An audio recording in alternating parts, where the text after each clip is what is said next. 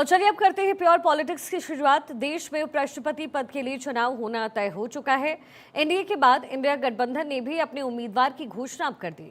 India block ने NDA उम्मीदवार CP Radhakrishnan के मुकाबले में सुप्रीम कोर्ट के पूर्व जज बी सुदर्शन रेड्डी को उतारा है और ऐसे में अब 9 सितंबर को सीपी राधाकृष्णन बनाम बी सुदर्शन रेड्डी मुकाबला तय हो गया। अब इसके बाद सवाल है कि क्या एनडीए उम्मीदवार उपराष्ट्रपति पद के लिए होने वाले चुनाव में एक तरफा जीत हासिल करेंगे या इंडिया गठबंधन से उन्हें चुनौती मिलेगी। लोकसभा में सांसदों की कुल संख्या 543 है। इसमें से एक बशीरहाट की सीट अभी खाली है। वहीं राज्यसभा में 245 सीटें, हालांकि इनमें से 6 सीट अभी खाली हैं और इस तरीके से दोनों ही सदनों में निर्वाचित सदस्यों की कुल संख्या हो गई 781। ऐसे में उपराष्ट्रपति चुनाव में जीत के लिए किसी भी धड़ को 391 सांसदों की जरूरत होगी। आंकड़ों के मुताबिक सरकार के समर्थन में इस समय तकरीबन 427 सांसद हैं। इनमें से 293 लोकसभा, 134 राज्यसभा के हैं। इंडिया गठबंधन के पास 355 सांसदों का समर्थन है, ऐसा कहा जा रहा है। इनमें से 249 लोकसभा और 106 राज्यसभा सांसद शामिल हैं। तकरीबन 130 से अधिक सांसद किसी भी धड़े का हिस्सा नहीं है। ऐसे में इन सांसदों का वोट काफी अहम होगा, क्योंकि इस चुनाव में क्रॉस वोटिंग होने की संभावनाएं बनती हैं। अब इसमें बी सुदर्शन रेड्डी को आप जानिए कौन है वो और उनका पूरा परिचय क्या है। सुप्रीम कोर्ट के पूर्व न्यायाधीश रह चुके हैं। 12 जनवरी 2007 से 8 जुलाई 2011 तक सुप्रीम कोर्ट के न्यायाधीश रहे। 1988 से 90 तक आंध्र प्रदेश उच्च न्यायालय में सरकारी अधिवक्ता रहे।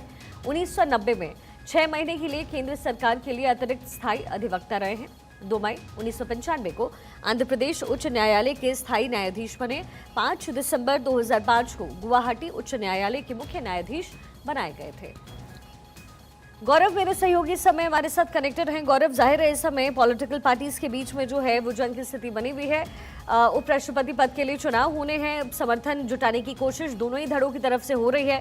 नंबर गेम में इस समय इंडिया आगे दिख रही है, लेकिन क्रॉस वोटिंग वो बहुत इंपॉर्टेंट है। वो जो तमाम सांसद है जो दोनों ही धड़ों का हिस्सा नहीं है, उनकी वोटिंग यहाँ पर काउंट होती है।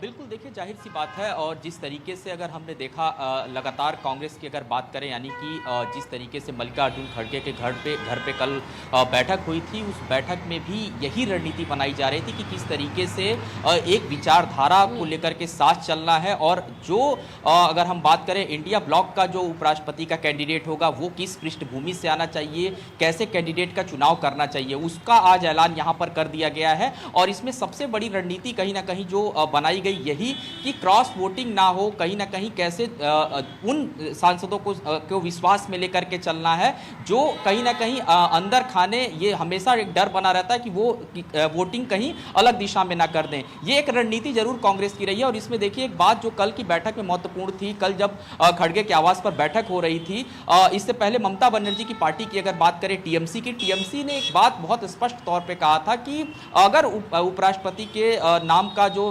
चयन किया जा रहा है उसमें टीएमसी की मर्जी ये थी कि जो उपराष्ट्रपति का नाम चयन किया जाए वो पॉलिटिकल बैकग्राउंड का ना हो। तो इस बात का इस बार इंडिया ब्लॉक ने ध्यान रखा है और जिस तरीके से इस नाम का चयन किया गया वो कहीं ना कहीं साफ दर्शाता है कि कोऑर्डिनेशन जो इंडिया ब्लॉक के अंदर है वो बैठकों के माध्यम से पहले से बेहतर बना है। हालांकि भारतीय जनता पार्टी की बात करें तो जिस तरीके से तमाम जो सहयोगी दल थे उन्होंने उपराष्ट्रपति का नाम चुनने के लिए साफ तौर पर भारतीय जनता पार्टी के जो मौजूदा समय में राष्ट्रीय अध्यक्ष हैं, केंद्र में मंत्री हैं जेपी नड्डा, उनके ऊपर एक महत्वपूर्ण जिम्मेदारी भी थी। और आप देखिए कि जिस तरीके से जो सुदर्शन का नाम निकल के सामने आया, उस नाम पर कहीं ना कहीं आज खड़गे ने कटाक्ष भी किया। उन्होंने ये कहा कि आरएसएस पृष्ठभूमि वाले व्यक्ति का नाम भारतीय जनता पार्टी निकाल करके सामने आई है। हालांकि आप इस चीज को भी समझिए शिखा की लगातार जिस तरीके से भारतीय जनता पार्टी की अगर बात करें, चाहे वो राष्ट्रीय अध्यक्ष के चयन की प्रक्रिया की बात करें, इसके अलावा हालांकि वो मामला अभी तक लंबित है, उस पर अभी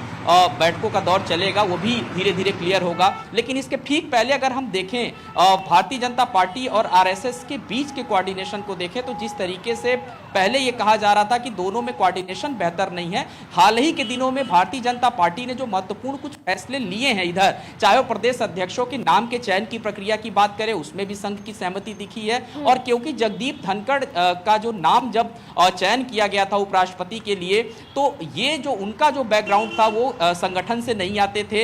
ये बात भी इस बार मेंशन की गई कि जिसका चयन किया जाए वो संगठन में काम किया हुआ व्यक्ति हो, वो संगठन को समझता हो। तो ये दर्शाता है कि इस बार भी संघ की कहीं ना कहीं सहमति जो है वो इस नाम में रही है। तो इसीलिए विपक्षी खेमे ने एक सोचे समझे नाम को लाने की तैयारी की, और टीएमसी, जैसा कि ममता बनर्जी ने इससे पहले जब उपराष्ट्रपति चुनाव की बात हुई थी तो उन्होंने इसको बाइकआउट कर दिया था, उन्होंने समर्थन ही नहीं किया था। लेकिन इस बार जो ये रणनीति बनी थी, इसीलिए इस तरीके का नाम लाया गया कि नॉन पॉलिटिकल हो, यानी कि वो न्यायाधीश भी रहे हैं, लंबे समय तक उन्होंने न्यायविद रहते हुए बड़े फैसले लिए हैं, गरीब के हितों में फैसले लिए हैं। इस तरीके की बात मल्लिकार्जुन खड़गे ने अपने प्रेस कॉन्फ्रेंस में कही। और प्रेस कॉन्फ्रेंस की अगर बात करें तो जो प्रेस कॉन्फ्रेंस हुई है उसमें सभी जो सहयोगी दल थे वो मौजूद थे। हालांकि आम आदमी पार्टी की तरफ से संजय सिंह अक्सर दिखाई देते हैं, वो वहां पर नदारत नजर आए, लेकिन इस चुनाव का बहुत सीधा कनेक्ट नहीं है।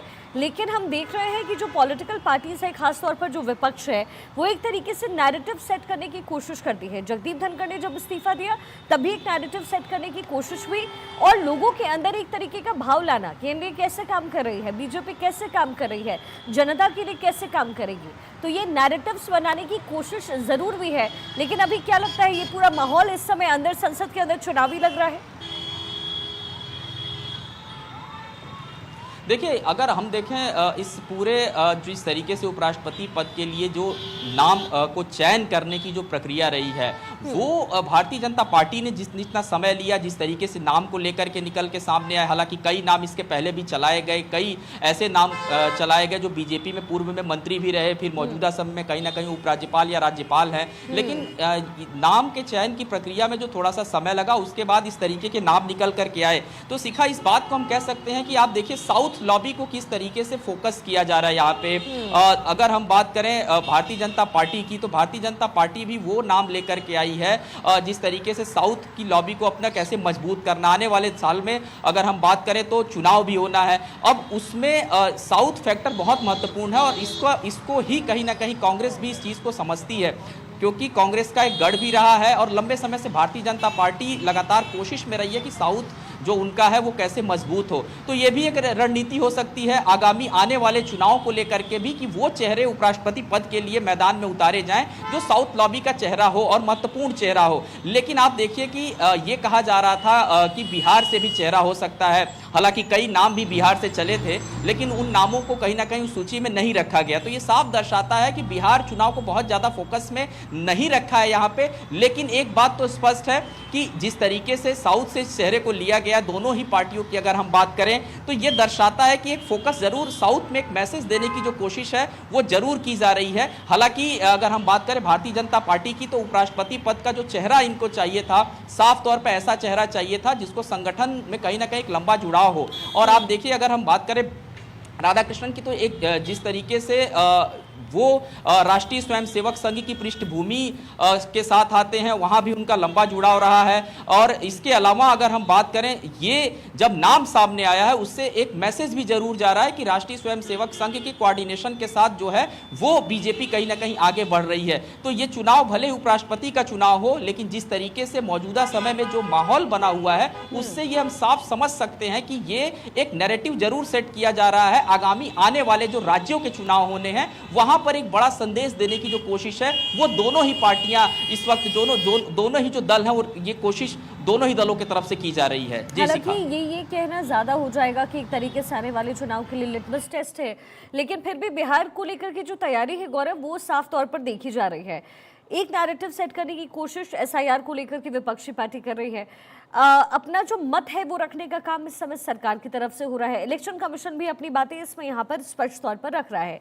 लेकिन जाहिर है अब सीधा सीधा जो आने वाले समय में बिहार का चुनाव होना है, तो जात पात को लेते हुए, यानी जातियों के आधार पर एसआईआर को कैटेगराइज करके जो विपक्षी पार्टी इस समय चुनाव लड़ने की कोशिश कर रही है, इसका मिला जुला असर क्या नजर आएगा? और वाइस प्रेसिडेंट वाले पद के चुनाव को लेकर के भी इसका क्या मिला जुला असर जो है नजर आ सकता है? और क्या जो पॉलिटिकल पार्टीज एनडीए का साथ दे रही है, जो एनडीए में है इस समय, चिराग पासवान कह रहे हैं कि अलग रहेंगे, क्या यहां पर संसद के अंदर एक तरीके से लिटमस टेस्ट होगा?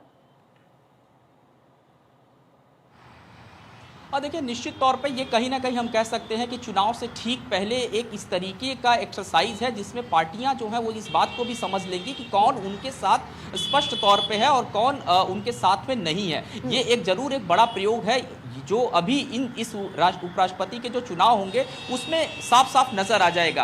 रही बात अगर बिहार की हम करें तो बिहार में भी आप देखिए कि जिस तरीके से भारतीय जनता पार्टी ने जातिगत जनगणना के मुद्दे को, हालांकि कुछ महीनों पहले इस पर डिसीजन आया कि जातिगत जनगणना कराई जाएगी, उसके बाद भी विपक्ष ने इस बात को कहा था कि ये उनका जो दबाव था ये काम आया है और सरकार ने विपक्ष की बात को मान लिया है। लेकिन जातिगत जनगणना के मुद्दे पर आप देखिए कि जिस तरीके से बिहार में एक पॉलिटिक्स की शुरुआत हुई, राजनीति बयानबाजियां बहुत ज्यादा देखने को मिली, बल्कि विपक्ष ने तो इसको यह कह दिया कि ये उनका एक एजेंडा था जिसको भारतीय जनता पार्टी यानी सरकार ने मान लिया है। उसके बाद एसआईआर के मुद्दे को भी अगर हम देखें तो एसआईआर के मुद्दे पर भी लगातार जो है चुनाव आयोग को घेरने का जो काम है वो विपक्ष की तरफ से किया जा रहा है, चाहे वो प्रेस कॉन्फ्रेंस के माध्यम से बात करें या फिर ग्राउंड पर लगातार जो अलग अलग पार्टियों के नेता हैं वो बिहार में उस तरीके के बयानों को दें।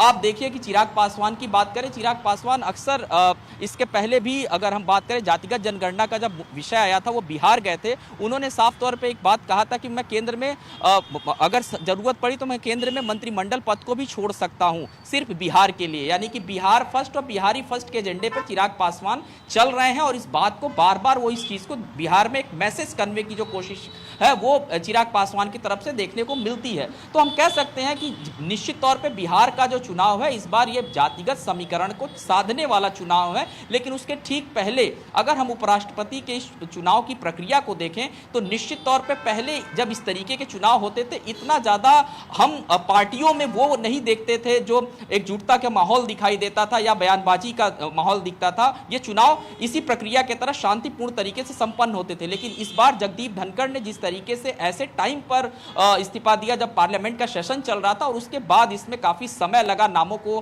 चयन करने के लिए, कई महत्वपूर्ण नाम भारतीय जनता पार्टी के संपर्क में आए, उस पर भी चर्चा हुई। लेकिन बाद में जिस नाम पर मोहर लगी उसके बाद से कहीं ना कहीं एक मैसेज साफ है कि सरकार और संगठन यानी कि संघ में सब कुछ पहले से बेहतर हुआ है। दूसरा अगर हम बात करें जातिगत समीकरण को साधने वाले विषय की बात करें तो बीते कुछ दिनों से लगातार इस बात को हमने देखा है कि जब भी महत्वपूर्ण फैसले होते हैं उसमें जरूर हम ओबीसी की बात करें उनको हमेशा ध्यान में रखा जाता है, अल्पसंख्यकों की बात करें उनको हमेशा ध्यान में रखा जाता है। ये लगातार हमने देखा है और ये कहीं ना कहीं एक बड़ा मैसेज उन चुनावी राज्यों में है जो अब आने वाले दिनों में जहां पर चुनाव होंगे, पश्चिम बंगाल में भी चुनाव होना है, बिहार में भी चुनाव होना है, तमिलनाडु में भी चुनाव होना है। तो तैयारियां इन तीनों राज्यों को सामने रख के की जा रही हैं और लिटमस टेस्ट जो है ये उपराष्ट्रपति चुनाव में होगा और इससे साफ स्पष्ट हो जाएगा कि दल के अंदर कौन किसके किसके साथ हैं। हालांकि ये अभी जब